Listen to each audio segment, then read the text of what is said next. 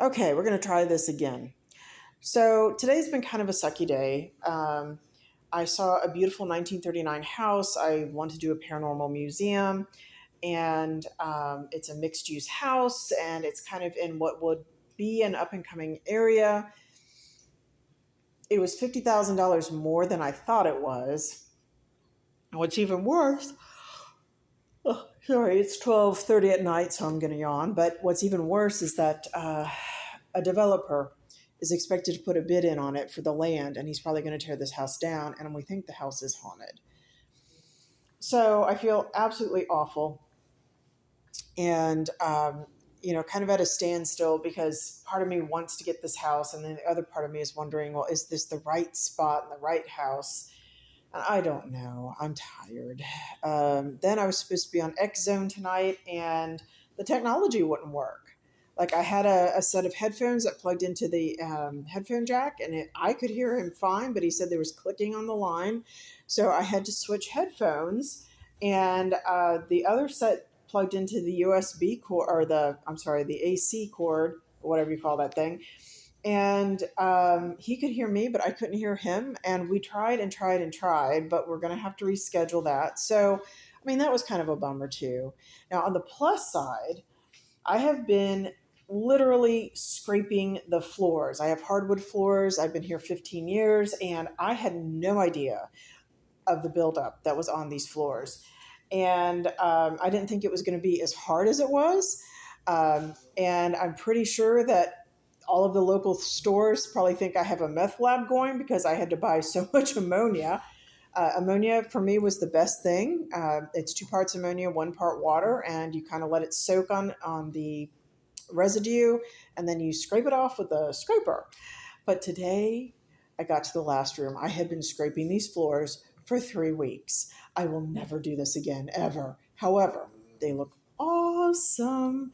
And it was so cathartic because it was like taking away 15 years. Because the past 15 years have been just massive transformation, right? So it's kind of a mixed day.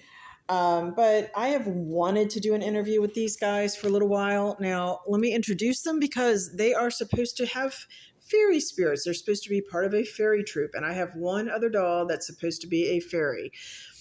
So it turns out with the haunted dolls that there are subcultures, like there are yokai haunted dolls, among others. So, I'm learning so much. Part of the paranormal museum will be to have a haunted doll room. So, I don't know. These four have been truly intriguing to me because when I first got them, I got them with another box of dolls, and I set them up on my counter. And what got to be really weird is that, I kind of put them in a pile because I was running around. And then I came back and I put them up so they were standing against like the counter and the wall. And I had them mixed. And so I had like, I think it was something like this. I had the two couples mixed. And this just gets so freaking weird every time I tell it because not like 5 minutes after I had set them up, I start noticing that their spirit lights are going off.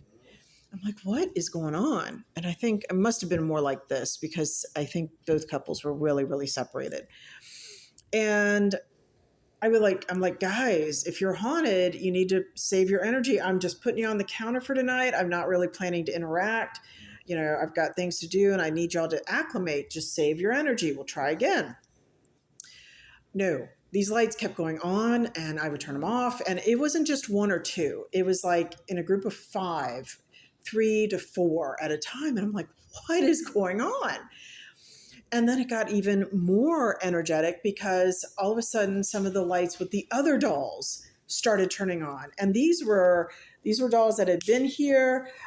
These were different brands of spirit lights. There was nothing unusual going on. There were no vibrations. There was no temperature fluctuation. I'm going, what? What do you want me to let your former owner know that you got here? I mean, I even sent her a note like, hey, yeah, they made it and their spirit lights are going off. And I guess they want me to let you know. I don't know. It was weird. Well, then I realized that the couples were mixed. So I put them back in order and lo and behold, it stopped. Now, a couple of these have been little chatty Cathys. I believe this is one of them, in the sense that I will come out and her light will be on. I'll turn it off, but she is one of the most active to the extent that I have had to replace her spirit light already one time. And then there was another one that kept activating that has also had to be replaced. And it was, kind of in front of the whole group. So the second thing that I think is really interesting is that within a couple days of my getting them, I had this very long, very detailed dream, which I actually did document. And it was odd because I was part of a group of 12 and we were all roommates and we all had problems. And it was it played out like a movie, sort of. And, one by one, everybody's problems got solved. And in celebration, we all, oh, okay. Oh, that's my battery getting low. Okay. We all decided to, hello, go out and celebrate at a restaurant. So out we go. And of the 12, there were two women, one of which was incredibly sensitive. She was like a psychic medium. And there were two brothers. And what's really weird is that one of the brothers looked like this guy. And this pair is pretty active. But he was a human version. I don't even know how to explain it. Well, as it turns out, the two brothers they were being haunted by a man who killed his wife. And it turns out that the restaurant that we were in, which we knew was haunted, and the restaurant knew it was haunted, it housed the body of the wife who, after her murder, had become an elemental. She had become an earth elemental. She was very much attached to the land. And it turns out that in order to break the curse, because these two brothers were haunted, the brothers were part of some sort of clan on their own. And one brother, the elder, was a fire elemental. Like he was a pyrokinetic.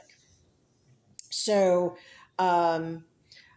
in order to break the curse, and I think he was the one that was haunted by this dead man, you had to eat like this lava substance. And we all thought it would be the brothers who would eat this stuff and break the curse. And they were so hesitant that I kind of stuck my finger out and I got just a little tiny, tiny morsel and I put it in my mouth. And it turns out that's all that needed to happen. Well, what ended up happening next is that the dead man ended up regaining his body because he had paid penance. And so he got to live life again. The woman got to go into the afterlife. And the psychic medium ended up transforming into the earth elemental. Like she ended up kind of being possessed by the land and attached to the land. Whereas the younger brother ended up becoming a water elemental attached to the water because there was a stream that went under the restaurant and a moat that went around it, of all things. And so they both transformed and they ended up kind of being attached to that land. And it was weird. That was me, by the way. That's just me putting my hand on my thigh there. I don't have an explanation for that dream. I don't know where it came from. I've tried to ask them who's the elemental, and I have not gotten a decent reply. So this, I guess, is going to be part one, and I will do a second part in which I try to do an interview with them because they've been incredibly quiet tonight. So we'll see if they will activate their spirit light, and we'll try a spirit box session. But this is a two-parter because this set is just something else for me. Okay.